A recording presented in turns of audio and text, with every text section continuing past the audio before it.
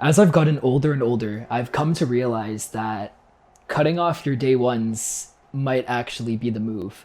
And before I get flamed for saying that, I want to take a chance to explain the concept of what cutting off your day ones actually is.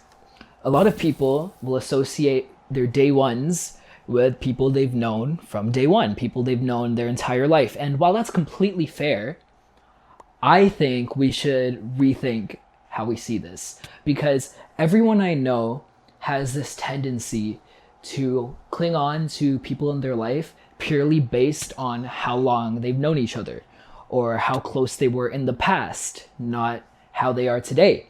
And for that reason, sometimes you can be placed in a situation where you're associating with someone who you genuinely don't like at all, but in the back of your head, you have that internal bias. You're saying, oh, but I've known them for so long.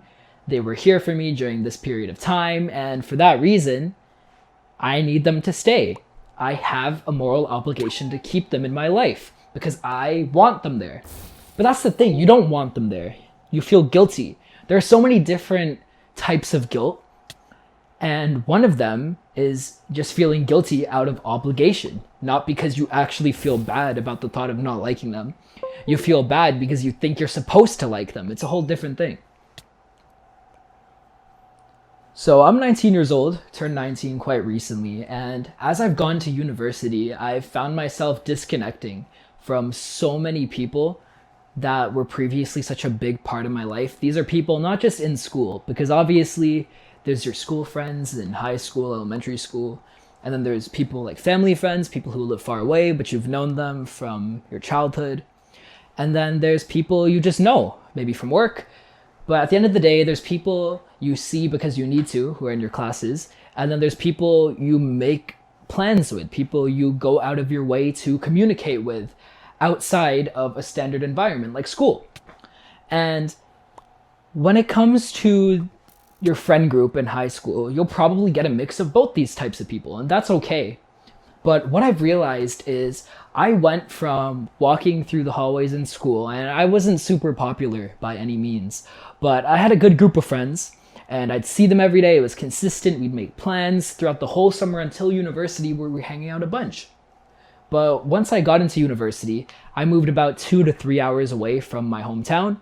And while that isn't inherently a long distance, there were even people in my high school there who I clung on to at the beginning of the semester. Even my roommate, the person I'm literally sleeping in the same room. No diddy, but I'm sleeping in the same room as this person. And I barely talk to them now. And I felt this distance coming for a while, even throughout grade 12, as people started having other obligations, other responsibilities as you're entering into adulthood. But I was sitting here feeling like an idiot. I'm like, why are all these people becoming so distant? Like, I think this sucks. Is everyone just chilling on their own? And I didn't like that. And while everyone's moving on to their own things, they're changing environments, they're changing what they want, what they're comfortable with, I am sitting here wanting to stay in my comfort. Because one thing that I've always struggled with my whole life is things that are unfamiliar, or rather change, specifically change. I don't like change. If something's been the same way for a long time, why change it? That's how I operate. If I have a pair of shoes that has been working for a long time, I could be Mr. Beast levels of millionaire, and I probably still won't replace those shoes because I don't see a reason to. The only time I will go out of my way to obtain something is if it's something that I don't have.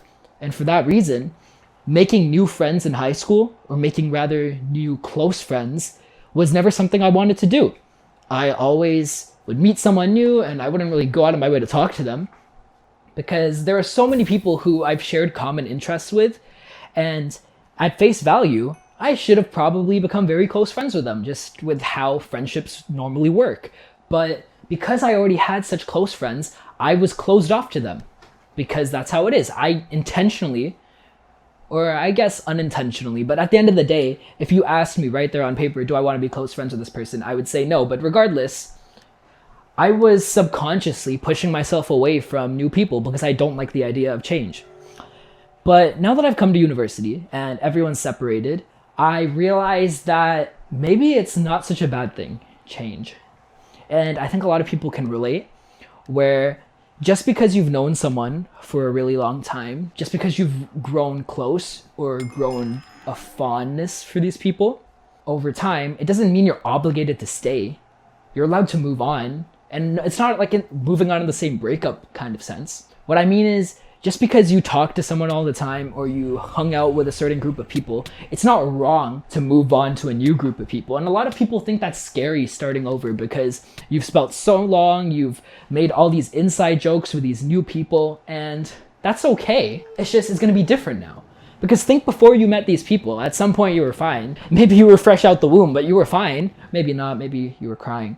But either way, I think maturity comes with learning to outgrow your friends, not in a cocky kind of way, not in an I'm better than all of them kind of way. I think this is good. I think this shows that you're understanding what you want out of people. I think growing distant from people you used to talk to all the time is just more and more proof that you guys aren't compatible. There's nothing to talk about even when I do go and catch up with these friends. It's nice every once in a while.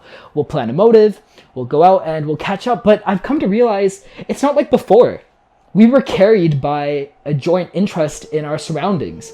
When we're in high school, we talked about all the events around us, all of the people that we all mutually knew. But the second we all have unfamiliar names in our day-to-day life, we come together and we're telling stories from start to finish.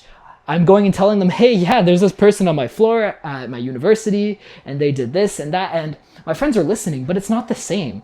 They can't circulate their thoughts or share their experiences with this person because they don't know this person. When you're placed in different environments, things are very likely to change. And especially with platonic friendships, that is generally how it tends to go, because when you're in a more intimate relationship, let's say with a partner, in those scenarios, you're going to do everything in your power to spark conversation, or you have other things to talk about, which is each other. When you're obsessed with someone in that way, it is so easy to talk and bond over things because you just like each other. That's how that works. But when it comes to these friendships, outgrowing them is okay. It's okay to find people that share actual interests with you, people you can communicate with freely, people who, you don't need drama to have conversation with. And there's a lot of things that are just going to be a tough pill to swallow. But maybe it's the fact that these people you knew in high school might not end up being the best man at your wedding or the groom at your wedding if you were secretly in love with one of them. That's just not the case. And it took me a while. I was constantly FaceTiming people I knew from back home. I wasn't leaving my room. I was going around places, but I was still communicating with people from back home. But as I started slowly distancing myself, I took a break from social media. I started expanding my horizons, finding new things to do. And as that went on, I found my happiness increase. Not in a, I'd rather be alone kind of way, but in a, wow, like I didn't need them. I didn't have this reliance on them, and this change didn't kill me. It does suck that I had all these high expectations and I was so excited to get older and meet up with them, but just because you're cutting off your day ones, it's okay. You've outgrown them. This is what getting older is. If you were all meant to be in the same circle, you would have all ended up in the same place throughout every stage of your life. Just because one of your friends wants to be a lawyer and you want to be a doctor, and one of your friends wants to be an engineer, and one of your friends wants to be a stripper, just because of that, you're all going to end up in different circumstances. You guys have different paths to follow. If every one of you wanted to be a doctor, there's a much higher likelihood that you will end up together throughout the whole process. And in that case, you're probably going to hate each other even more. If anything, the farther you get away from people, the more apparent it becomes how strong your bond actually is. Because a good friendship can last when everyone is talking all the time. A great friendship can last when you go months without talking, because it shows that the time and distance hasn't changed how you felt about it. They're still on your mind. You're still like, I can't wait to see this person. And that is the beauty of how emotions work as you get older. Because when you're younger, your friendship, or what you associate with friends, is literally just hanging out with them at recess, playing soccer, playing basketball. But as you get older, it's who do I want to spend the free time I have left with? And that's exactly why I think you should all cut off your day ones. They all suck.